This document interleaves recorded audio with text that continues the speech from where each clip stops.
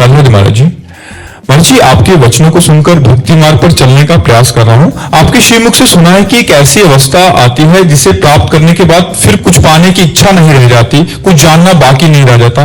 महाराज जी, साधक ऐसा क्या प्राप्त कर लेता है कि उसके भीतर फिर कुछ भी पाने की, जानने की इच्छा शेष नहीं रह जाती? उस अवस्था को कैसे प्राप्त कर सकते हैं? ये रहस्य है, वह समझ में आ जाए आपकी। आत्मा पूर्ण तृप्त है, आत्मा में कभी अभाव नहीं होता।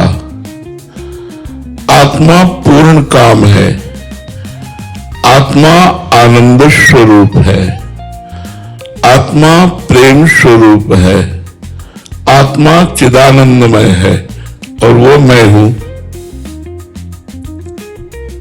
शरीर अपूर्ण है, अतृप्त है, सकाम है, नाशवान है, दुखमय है, परिवर्तनशील है, व्याधियों से युक्त है। तो जब हम शरीर में मैं बुद्धि कर लेते हैं, विशेष प्रकार की वासनाएं प्रकट हो जाती है। वही मैं अज्ञान के द्वारा निवृत्त होकर जो आत्मस्वरूप में स्थित हो जाता है, तो वही आत्मा हमारी भगवान है।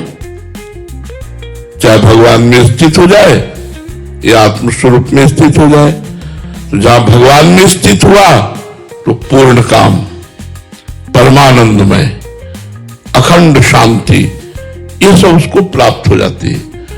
अब उसे कुछ जानना बाकी नहीं रहता, कुछ पाना बाकी नहीं रहता, कोई चाह नहीं रहती। नहीं स्वात्मा रामम विषय मृग तृष्णाम भ्रमेति। आत्माराम पुरुष कभी विषय रूपी मृग तृष्णा में भ्रमित नहीं होता। ऐसे ही जो भगवान की भक्ति में ऊंचाई पर पहुंचता है, शरीर संबंधी भोग, शरीर संबंधी रिश्ते नातेदार, इनसे ऊंचे उठ जाता है और भगवान में उसकी रति हो जाती है, तो उसकी ऐसी स्थिति हो जाती है, कोई कामना नहीं, कोई चाह नहीं, कोई अहंकार नहीं, कोई ममता नहीं। बड़ा सुंदर दिव्य स्वरूप होता है। तो जाहि न चाही कबहु कछु तुम संग सहज स्नेह, बसहु निरंतर तासुर सुराउर निजगे। जिसकी चाह मिट गई, भगवान से सहज प्रेम हो गया, तो स्वयं परमानंद में भगवान उसके हृदय में प्रकट हो जाते हैं। है सबके हृदय में, पर त्रिगुण माया का पर्दा लगाकर भगवान है और भक्त के हृदय में प्रकाशित हो जाते हैं। जहां भय प्रकट कृपाला दीन दयाला, तो हृदय आनंद से भरकर कभी नाचता है, कभी हंसता है, कभी गाता है, कभी समाधिस्थ रहता है। न लाज तीन लोकन की, न वेद को कहो करे, न शंख भूत प्रेत की, न देव जच्छते डरे, सुने न कान और की, दृशे न और इच्छना। ऐसी स्थिति हो जाती है।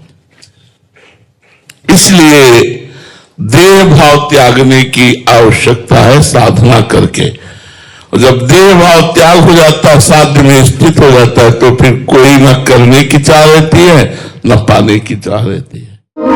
Please like, comment, share and subscribe.